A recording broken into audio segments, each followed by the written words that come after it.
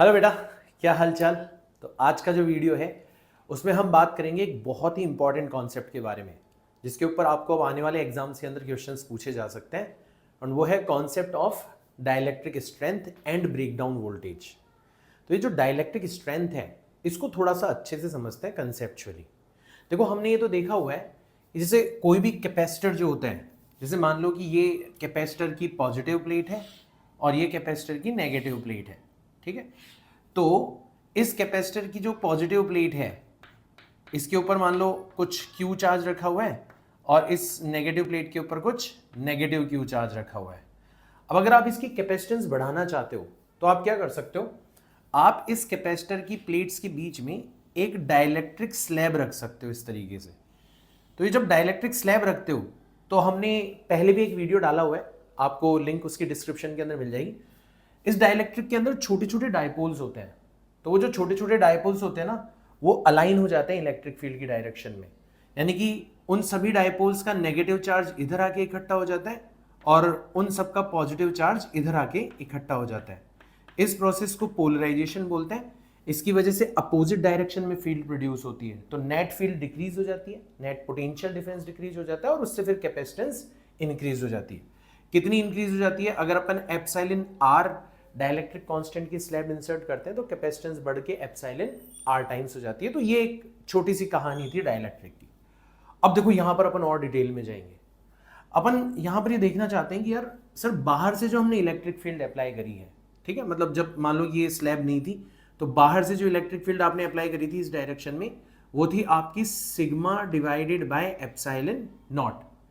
अब ये electric field जितनी ज्यादा स्ट्रांग होगी, ये अलाइनमेंट उतना ही ज्यादा होगा। अलाइनमेंट जितना ज्यादा होगा तो पोलराइजेशन उतना ज्यादा होगा, और पोलराइजेशन जितना ज्यादा होगा तो अपोजिट डायरेक्शन में जो इंड्यूस्ड इलेक्ट्रिक फील्ड प्रोड्यूस होगी अपोजिट डायरेक्शन में, वो भी उतनी ही ज्यादा होगी। यानी कि अगर आपने बहुत स्ट्रांग इलेक्ट्रिक फील्ड अप्लाई कर दी तो हो सकता है पोलराइजेशन इतना ज्यादा हो जाए कि net electric field inside this dielectric slab will become zero. और अगर इस डाइलेक्ट्रिक स्लैब के अंदर नेट इलेक्ट्रिक फील्ड जीरो हो गई तो फिर ये डाइलेक्ट्रिक थोड़ी ना रहेगा, ये तो क्या बन जाएगा? कंडक्टर बन जाएगा। It behaves like a conductor. और एक बार अगर ये कंडक्टर बन गया तो सारा काम कबाड़ा हो जाएगा अपना। क्यों? क्योंकि हम चाहते थे हायर पोटेंशियल पर रहे, लोअर पोटेंशियल पर रहे। अगर ये कंडक्टर बन गया, अगर बीच में इलेक्ट्रिक फील्ड जीरो हो गई, there will be no potential difference, तो सारा प्लान हमारा फेल हो जाएगा। तो यहां से एक कॉन्सेप्ट निकल के आता है कि भैया हम रैंडमली कितनी भी स्ट्रेंथ की इलेक्ट्रिक फील्ड अप्लाई नहीं कर सकते डाइलेक्ट्रिक स्लैब के ऊपर। हम एक लिमिट तक एक मैक्सिमम इलेक्ट्रिक फील्ड ही अप्लाई कर सकते हैं। और ये जो मैक्सिमम इलेक्ट्रिक फील्ड है ये इतनी होनी चाहिए कि इस पे जो डाइलेक्ट्रिक स्लैब है उसके अंदर की जो नेट इलेक्ट्रिक फील्ड है वो जीरो ना हो जाए। ठीक, यानी कि डाइलेक्ट्रिक स्लैब कंडक्टर की तरह बिहेव करना स्टार्ट ना कर दे। तो डाइलेक्ट्रिक की इस इलेक्ट्रिक फील्ड को, इसकी मैक्सिमम वैल्यू को सहन करने की जो क्षमता है उसको अपन कहते हैं डाइलेक्ट्रिक स्ट्रेंथ। ठीक है, और डाइलेक्ट्रिक स्ट्रेंथ जो है उसको ऑब्वियसली मैक्सिमम इलेक्ट्रिक फील्ड, जिसको ब्रेकडाउन इलेक्ट्रिक फील्ड कहा जाता है, उसके थ्रू रिप्रेजेंट किया जाता है। तो पहली चीज हमें समझ में आ गई कि डाइलेक्ट्रिक स्ट्रेंथ का मतलब क्या हुआ। तो सर, डाइलेक्ट्रिक स्ट्रेंथ का मतलब हुआ ये किसी भी डाइलेक्ट्रिक की, ठीक है, किसी भी डाइलेक्ट्रिक की एक मैक्सिमम इलेक्ट्रिक फील्ड, ठीक है, को सस्टेन करने की क्षमता है। ठीक है, को सस्टेन करने की लिमिट है, या हिंदी में कहें तो क्षमता है। ठीक है, ये चीज आप लोगों को ध्यान रखनी है। और ये तो चलो एक कंसेप्चुअल बात हो गई। इसको रिप्रेजेंट किसके थ्रू किया जाता है? इसको रिप्रेजेंट किया जाता है दिस मैक्सिमम इलेक्ट्रिक फील्ड। इसी को क्या कहा जाता है? ब्रेकडाउन इलेक्ट्रिक फील्ड कहा जाता है। क्या कहते हैं अपन इसको? ब्रेकडाउन इलेक्ट्रिक फील्ड कहते हैं। अब अक्सर जब भी कैपेसिटर के बारे में बात होती है ना, तो इलेक्ट्रिक फील्ड तो बहुत अंदर का मामला हो गया। कभी भी आप नोटिस करना कि कैपेसिटर के कॉन्टेक्स्ट में इलेक्ट्रिक फील्ड की टर्म्स में बात नहीं करी जाती। इंस्टेड ऑफ दैट आप पोटेंशियल डिफरेंस की टर्म्स में बात करते हो। तो सर, किसी डाइलेक्ट्रिक स्लैब के अक्रॉस जो मैक्सिमम ब्रेकडाउन वोल्टेज अप्लाई किया जा सकता है वो कितना होगा?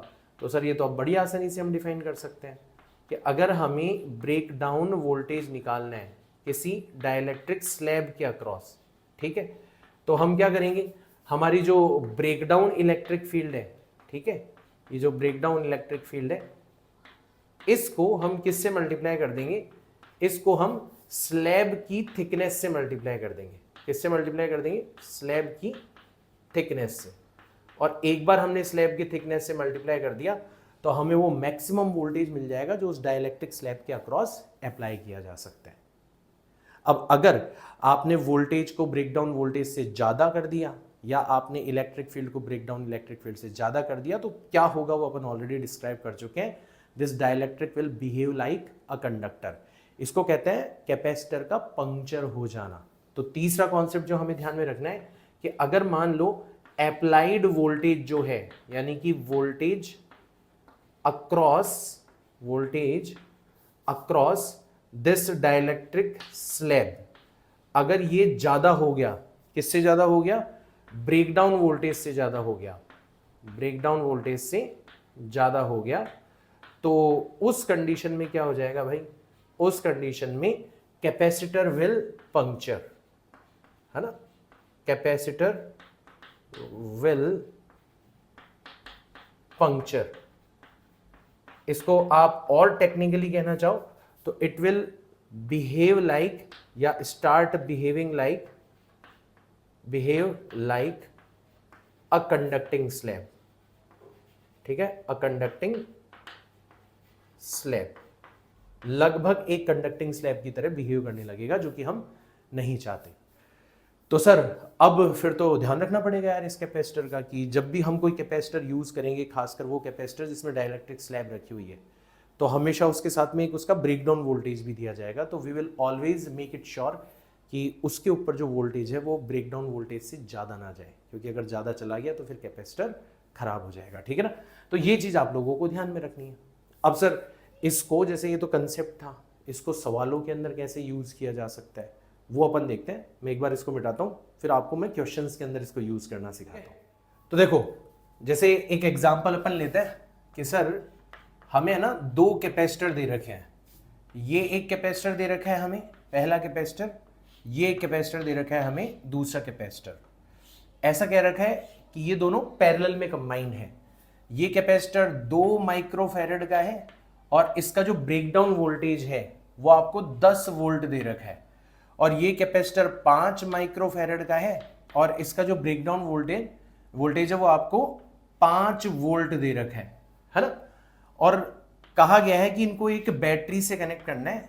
तो बताओ बैटरी का मैक्सिमम अलाउड वोल्टेज कितना होगा, हम ज्यादा से ज्यादा कितने वोल्टेज की बैटरी को इस पैरेलल कॉम्बिनेशन से कनेक्ट कर सकते हैं। तो सर पैरेलल के अंदर तो इसके ऊपर जितना पोटेंशियल रहेगा इसके ऊपर भी उतना ही रहेगा, दोनों पर पोटेंशियल क्या रहेगा, सेम रहेगा। तो अगर हम 5 वोल्ट या उससे कम वोल्ट की बैटरी अप्लाई करते हैं तो ये भी सेफ रहेगा और ये भी सेफ रहेगा। लेकिन अगर हमने 5 वोल्ट से ज़्यादा की बैटरी अप्लाई कर दी तो फिर ये वाला जो कैपेसिटर है इसका ब्रेकडाउन हो जाएगा, ये पंक्चर हो जाएगा और आपका सर्किट जो है वो खराब हो जाएगा, राइट। तो बेसिकली अगर हम दोनों कैपेसिटर्स को सेफ रखना चाहते हैं तो हम ज़्यादा से ज़्यादा कितने वोल्टेज की बैटरी लगा सकते हैं। तो सर या तो वोल्टेज जो हम यहाँ पर अप्लाई कर रहे हैं, जो बैटरी लगा रहे हैं, वो या तो 5 वोल्ट होनी चाहिए या फिर इससे कम की बैटरी होनी चाहिए, क्योंकि 5 वोल्ट से ज़्यादा अप्लाई करते ही ये वाला जो कैपेसिटर है ये पंक्चर हो जाएगा। हम चाहते हैं दोनों कैपेसिटर सेफ रहे।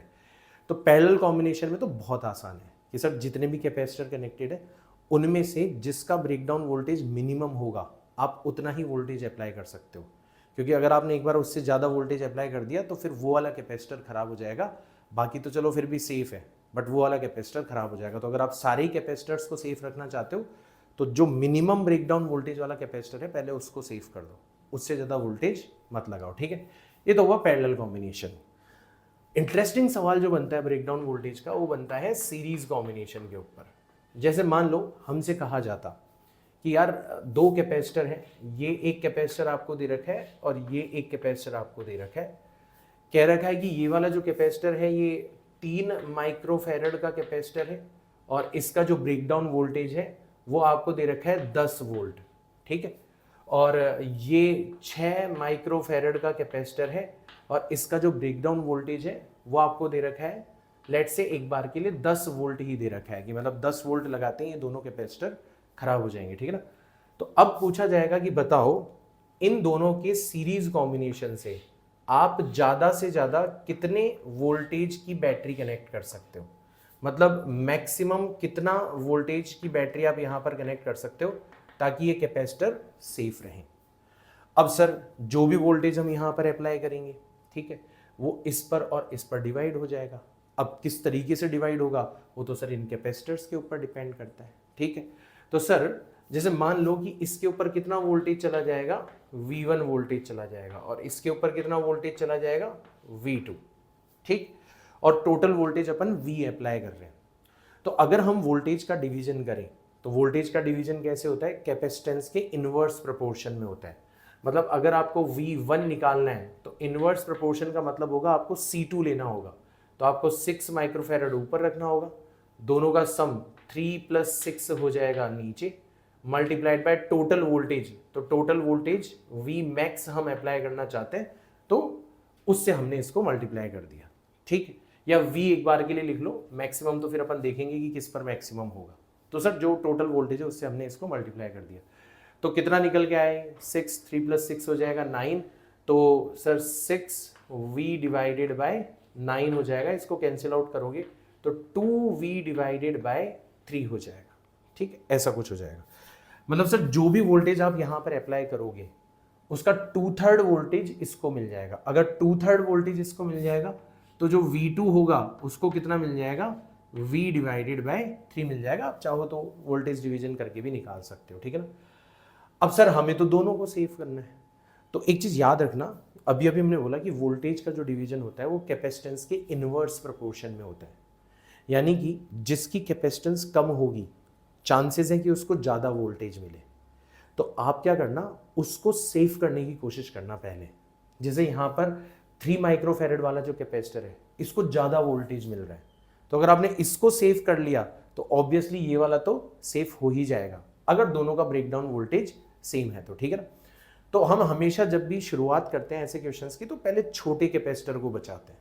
तो हम 3 माइक्रोफेरेड वाले कैपेसिटर को बचाना चाहते हैं तो हम क्या कहेंगे कि सर उसके ऊपर जो वोल्टेज है V1 वो या तो कम होना चाहिए या फिर बराबर होना चाहिए ताकि वो सेफ रहे। किससे, इसके ब्रेकडाउन वोल्टेज, और ब्रेकडाउन वोल्टेज कितना था, 10 वोल्ट था, तो 10 वोल्ट से या तो कम या फिर बराबर होना चाहिए, ठीक है ना।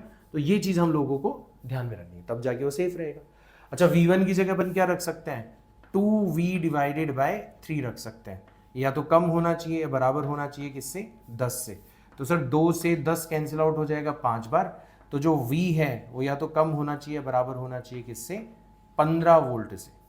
तो सर हमें यहाँ पर ज़्यादा से ज़्यादा कितनी बैटरी अलाउ कर रहे हैं, यहाँ पर 15 वोल्ट की बैटरी हम लोग यहाँ पर अलाउ कर रहे हैं, क्योंकि अगर हम यहाँ पर 15 वोल्ट की बैटरी अप्लाई करेंगे तो 15 का 2/3 कितना हो जाएगा, अगर आप निकालोगे तो सर 10 हो जाएगा, तो 10 वोल्ट मिलेंगे इसको, सेफ रहेगा ये, और 10 इसको मिल गए तो बाकी के 5 मिलेंगे इसको, तो ये तो आसानी से सेफ रहने ही वाला है, ठीक है। अच्छा, ये तो तब है जब सबका ब्रेकडाउन वोल्टेज सेम हो, तब तो आप है ना छोटे कैपेसिटर को बचा लो, सारे कैपेसिटर बच जाएंगे। लेकिन अगर सर मान लो कोई क्वेश्चन ऐसा होता जिसमें ब्रेकडाउन वोल्टेज अलग अलग होता, तो फिर हम क्या करते, हम सारे कैपेसिटर्स के लिए सेफ वोल्टेज निकालते, फिर उनमें से जो मिनिमम होता उसको हम चूज करते, ठीक है। जैसे मान लो कि यही क्वेश्चन होता, ठीक है, इसी क्वेश्चन में चेंज कर देता हूं मैं, और इसी क्वेश्चन के अंदर आपको इन्फॉर्मेशन कुछ ऐसे दे दी जाती एग्जाम्पल के तौर पर कि वापस से आपको 2 कैपेसिटर दिए हुए हैं, एक कैपेसिटर दे रखा है आपको 3 माइक्रोफेरेड का जिसका ब्रेकडाउन वोल्टेज 10 वोल्ट है, और एक कैपेसिटर आपको दे रखा है 6 माइक्रोफेरेड का जिसका ब्रेकडाउन वोल्टेज लेट से 4 वोल्ट है, ठीक है। और इसके ऊपर हमें एक बैटरी कनेक्ट करनी है, पूछा गया है कि बैटरी की मैक्सिमम वैल्यू कितनी हो सकती है, हम ज़्यादा से ज़्यादा कितने वोल्टेज की बैटरी यहाँ पर कनेक्ट कर सकते हैं। तो कहानी बिल्कुल वैसी ही है कि सर जो भी वोल्टेज यहाँ पर अप्लाई करेंगे वो डिवाइड हो जाएगा। अभी डिवाइड करके देखा था कि V1 जो होगा वो तो हो जाएगा 2V डिवाइडेड बाय 3, 2/3 मिल जाएगा इसको, और जो V2 होगा वो हो जाएगा कितना, V डिवाइडेड बाय 3, 1/3 वोल्टेज इसको मिल जाएगा। जिसकी कैपेसिटेंस कम उसको ज़्यादा वोल्टेज मिलेगा, जिसकी कैपेसिटेंस ज़्यादा उसको कम वोल्टेज मिलेगा, ठीक है ना। अब ट्विस्ट ये है कि दोनों का ब्रेकडाउन वोल्टेज अलग अलग है, और खासकर इसका भले ये ज़्यादा कैपेसिटेंस है बट इसका ब्रेकडाउन वोल्टेज बहुत कम है, तो अपनों को ना दोनों को चेक करना पड़ेगा। तो पहले अपन एज अ रूल छोटे वाले कैपेसिटर को बचाते हैं। तो सर छोटे वाले कैपेसिटर को बचाने की कैलकुलेशन तो आपने यहाँ पर करी थी, ठीक है, कि V1 जो है उसका ब्रेकडाउन वोल्टेज 10 है, तो V1 10 से कम होना चाहिए, मतलब 2V/3, तो V कितना आ जाएगा 15। तो अगर आप इसको बचाने की कोशिश करोगे तो मैक्सिमम वोल्टेज कितना अलाउड है 15 वोल्टेज। अब देखो उसमें गड़बड़ क्या है कि सर जब 15 वोल्ट की बैटरी हम यहाँ पर कनेक्ट करेंगे तो उसका 2/3 मतलब 10 वोल्ट तो इसको मिल जाएगा, बाकी का 5 वोल्ट किसको मिलेगा, इसको मिलेगा। बट सर ये तो सिर्फ और सिर्फ कितना सहन कर सकता है, 4 वोल्ट सहन कर सकता है। इसका मतलब जब हम इसको सेव कर रहे हैं, इसको सेव करने के चक्करों में जो मैक्सिमम 15 वोल्ट की बैटरी लगा रहे हैं उसमें ये तो सेफ हो जाएगा, बट इन भाई साहब जी को सेव करना मुश्किल हो गया। तो इसलिए थोड़ा एनालाइज करने पर हमें पता चला कि यार इसका ब्रेकडाउन वोल्टेज तो बहुत कम है, तो चलो अपन इसको सेव कर लेते हैं पहले। तो इसको सेव करने के लिए अपन क्या करेंगे, इसका वोल्टेज, तो सर इसका वोल्टेज कितना है V/3 है। अब ये जो वोल्टेज V/3 है ये या तो कम होना चाहिए, बराबर होना चाहिए किससे, 4 से, यानी कि अब की बार जो मैक्सिमम अलाउड वोल्टेज है वो कितना आना चाहिए, 12 वोल्ट आना चाहिए। तो अगर आप इसको सेव करना चाहते हो तो 15 वोल्ट तक की बैटरी लगा सकते हो, इसको सेव करना चाहते हो तो 12 वोल्ट तक की बैटरी लगा सकते हो। तो मिनिमम कौन सा हुआ, 12, यानी कि अब की बार हमारा आंसर क्या आएगा, यहाँ पर 12 वोल्ट आएगा।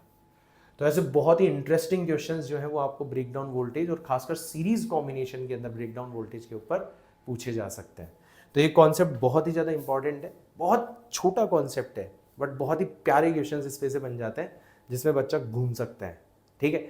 आई होप आपको इस वीडियो के अंदर ये कॉन्सेप्ट अच्छे से समझ में आ गया होगा विद एग्जांपल्स।